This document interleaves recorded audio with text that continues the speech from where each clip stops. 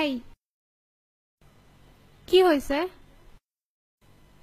কি হয়েছে? না কিছু না। মনে হচ্ছে তোমার মন খারাপ। আচ্ছা আমি তোমাকে একটা কোশ্চেন আস্ক করি, হ্যাঁ? তুমি সত্যি সত্যি অ্যান্সার দিবা। Who is Tarek the handsome? তুমি ওর সম্পর্কে কেন জিজ্ঞাসা করতেছো? তোমার প্রত্যেকটা প্রোফাইল পিকচারে দেখি লাইক দেয়, আবার তোমার প্রত্যেকটা স্ট্যাটাস আপডেটেও দেখি তার লাইক দেয়া। আমরা অন্য কোনো ব্যাপারে কথা বলি।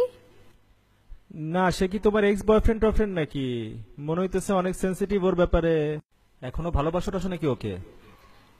আমি ওকে কেন ভালোবাসবো? তুমি আমার একমাত্র ভালোবাসা। তাইলে কি ও তোমার ভাই? না না, এরকম না। Then who the hell is he? না তুমি তো আমার কাছে কিছু একটা লুকাচ্ছ, আমি তো বুঝতে পারতেছি। না তোমাদের সম্পর্ক এতই ঘনিষ্ঠ, ও তোমার কাছে এতই ইম্পর্টেন্ট?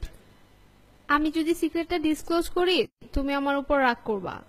দেখো আমার কিন্তু সত্যি এখন অনেক রাগ লাগতেছে। আমি সত্যি বলতেছি। ধ্যাৎ! না, আমার আর তোমার সাথে রিলেশন রাখা সম্ভব না। আমি বলবো, কিন্তু তুমি প্রমিস করো আমার উপর রাগ করবা না। আচ্ছা বলো।